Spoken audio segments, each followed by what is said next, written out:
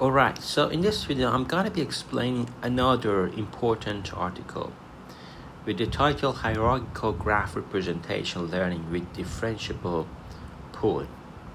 This important paper in 2019, which is cited by many people, which is called diffpool.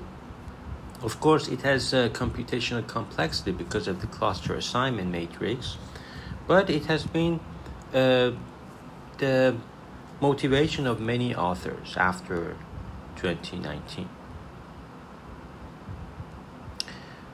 So, graph neural networks have revolutionized the field of graph representation learning through effectively learn node embeddings and achieve state-of-the-art in node classification link prediction. However, current GNN methods are inherently flat and do not learn hierarchical representations of graphs. A limitation is that is especially problematic for a task of graph classification, where the goal is to predict the label associated with an entire graph. So we propose diffpool, a differentiable graph pooling module that can generate hierarchical representations of graphs and can be combined with various graph neural network architectures in an end-to-end fashion. Diffpool learns a differentiable soft cluster assignment for nodes at each layer of a deep GNN, mapping nodes to a set of clusters, which then form the coarsened input for the next GNN layer. So you see the high-level illustration of the diffpool. At each hierarchical level, we run a GNN model to obtain an embedding of nodes. We then use these learned embeddings to cluster nodes together and run another GNN layer on this coarsened layer. This whole process is repeated L layers, and we use the final output representation to classify the graph. So this is a conventional message passing graph neural network, and M here is just a propagation function. So there are many possible implementations of the propagation function. One popular variant of GNNs is GCN. Then stacking GNN and pooling layers is common in hierarchical graph pooling, you know it. But what is diffpool?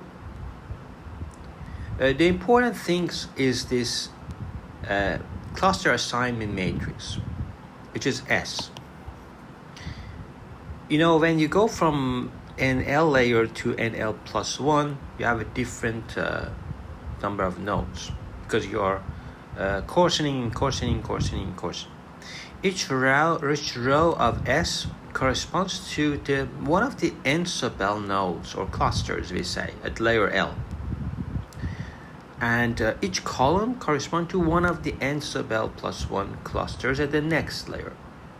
So intuitively, this S sub L provides a soft assignment of each node at layer L to a cluster in the next coarsened layer.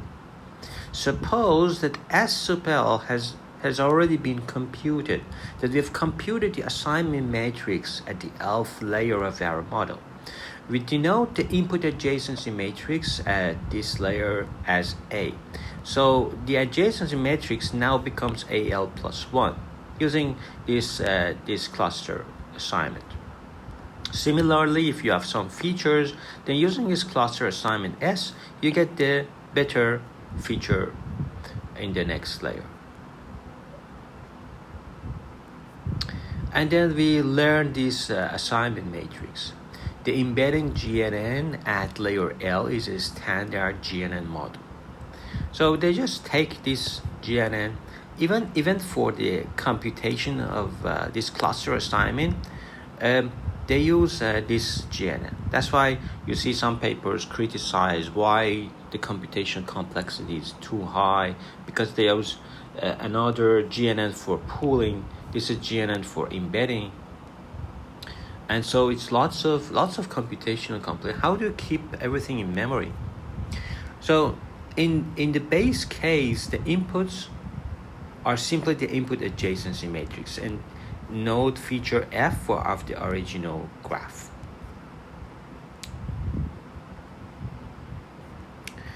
So you can do auxiliary length prediction objective and also entropy regularization.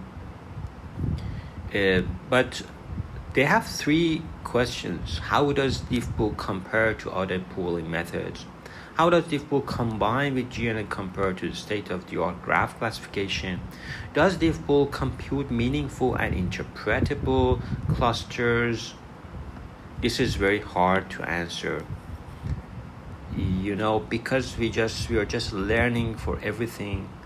There is no understanding of topology of the graph, so that is debatable. And we always use these benchmarks: protein, enzyme. For example, protein has only two classes, three features. Enzyme, I think, three features, again two classes. This has two classes.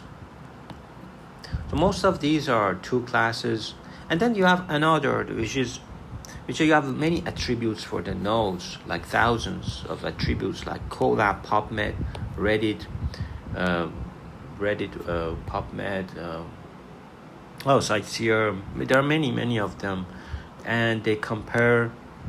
The kernel method, they compare it with GNN because kernel is very strong. It captures the structures very strongly, and it helps the WL expressive power as well. But they compare diffpool with, for example, graph sage, that you see a huge improvement for all data sets. A huge improvement, and that's it.